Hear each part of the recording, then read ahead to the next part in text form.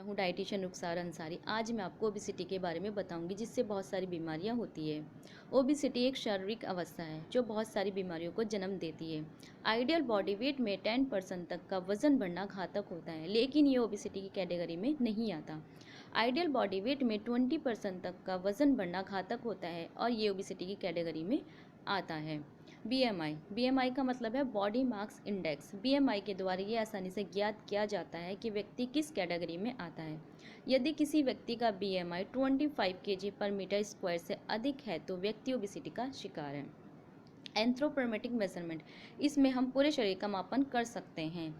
फिर आता है आपके ओबिसिटी के फैक्टर, जो मैं आपको बताऊंगी।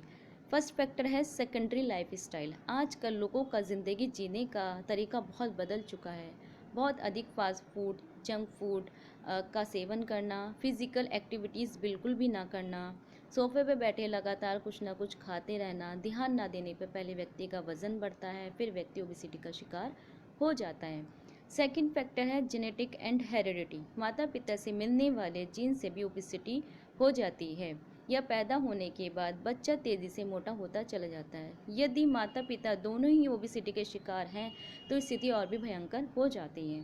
थर्ड है मेडिसिन एंड डिजीज़। कुछ हार्मोन्स परिवर्तन करने वाली दवाइयों से भी ओबिसिटी बढ़ जाती है, जैसे स्टेरॉयड। गर्भावस्था में गर्भ निरोधक गोलियों से भी ओबिसिटी बढ़ जाती है। एस्ट्रोजन हार्मोन थेरेपी से भी मोटापा बढ़ जाता है। स्टोमक से ग्रिलिन हार्मोन्स निकलता है, जिससे ये पता चलता है कि व्यक्ति का पेट भर चुका है या नहीं। यदि उस हार्मोन्स में थोड़ी सी भी प्रॉब्लम हो जाती है तो हमें ये पता नहीं चलता कि हमारा पेट भर चुका है या नहीं, और हम एक ही बार में बहुत सारा खाना खा लेते हैं, जिससे व्यक्ति ओबिसिटी का शिकार हो जाता है। बुलिमिया नर्वोसा एक मानसिक बीमारी है, जिससे व्यक्ति बहुत सारा खाना खा लेता है और खाना खाने के बाद उसका मन मीठा खाने का करता है और वो अपने ऊपर कंट्रोल नहीं कर पाता है, वो बहुत सारा खाना खा लेता है। खाना खाने के बाद उल्टी करना इसका मेन सिम्टम्स है। कुछ वैज्ञानिकों ने ऐसी थ्योरीज बताई है जिससे ओबिसिटी होती है। फर्स्ट थ्योरीज है फैट सेल थ्योरीज, सेकंड है सेट पॉइंट थ्योरीज। अब मैं आपको बताऊंगी treatment.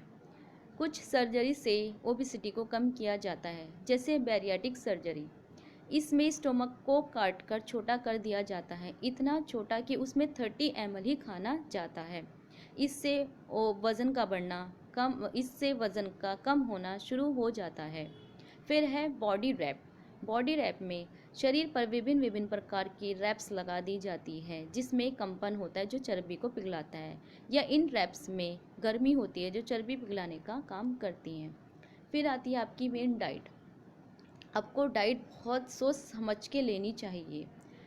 Energy, ideal body weight के हिसाब से 20 से 25 कैलोरी आपको पर डे लेनी चाहिए। प्रोटीन इसमें बहुत इम्पॉर्टेंट होती है, यह ओबिसिटी को कम करती है। प्रोटीन में आप रॉ पनीर, एग, फिश ये ले सकते हैं। फिर है विटामिन्स एंड मिनरल्स, ये बहुत इम्पॉर्टेंट होता है, जैसे हरे पत्तेदार सब्जियां, सलाद, जो ओबिसिटी को कम करती हैं और ये हमारी इम्यूनिटी को भी बूस्ट करती हैं। फिर फाइबर हमारी ओबिसिटी में बहुत इम्पॉर्टेंट होता है। यह है हमारे स्टोमक में बहुत देर तक रहता है, जिससे हमें जल्दी भूख नहीं लगती है।